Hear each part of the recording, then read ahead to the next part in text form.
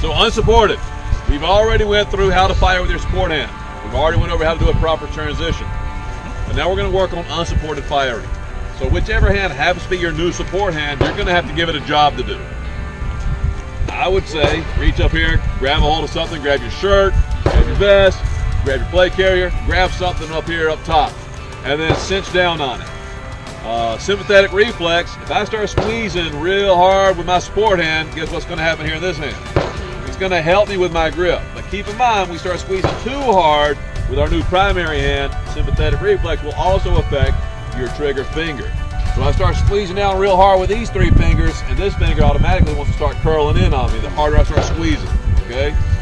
You can do it automatically. You can do it by yourself just by squeezing down as hard as you can. You'll see that index finger really, really hard. Try to manipulate it and keep it nice, smooth, right back to the rear. So although we do want to try to hold on to something nice and tight with our new support hand, we don't want to over squeeze with our primary hand. This is going to affect our trigger, okay? We still want to have accurate hits. Now, why in the world would we need to fire this weapon unsupported? Maybe we get shot in our other hand. Maybe you get shot, right? Yeah, maybe you can't use that hand. Why else? Maybe you fight somebody off with their hands. Maybe. Here's the thing. We always come out to the square range, but we never put ourselves in any other situation in which we have to do things. You're a police officer, you're moving through a building, an active shooter, or not. You're at home. You've got to help your kids get out a goddamn window when you have a home invasion, okay? Whatever zombie scenario you want to come up with.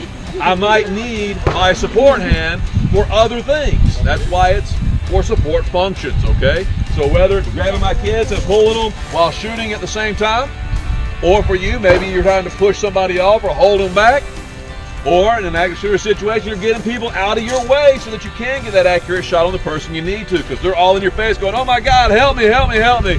Get them out of the way, pull them out of the way, and fire. Or maybe you have to negotiate certain things, get them behind you, move them around you. So there's a lot of different reasons why you need to be able to fire unsupported.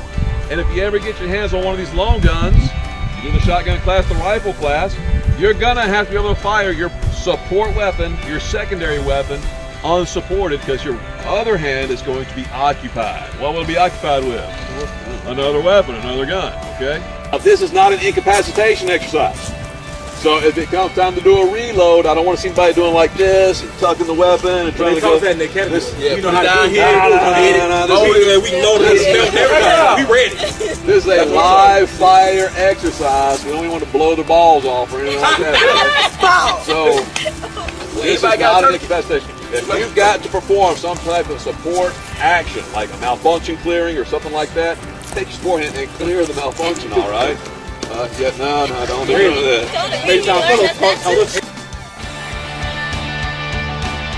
All right, unsupported.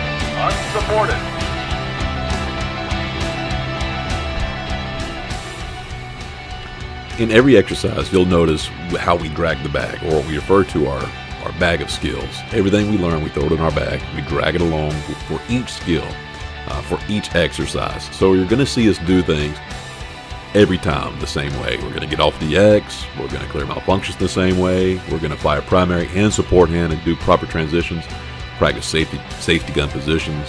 We'll continue to do that with every exercise that we have. For this exercise, it's vital that we practice unsupported shooting, as this is a handgun class. It's not necessary to always have two hands on that weapon, and you may not be able to have two hands on the weapon anyways.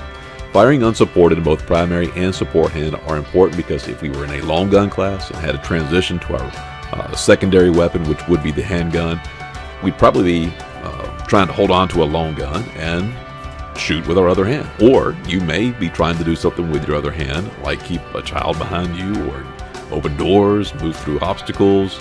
You may not always have the opportunity to have two hands on that weapon.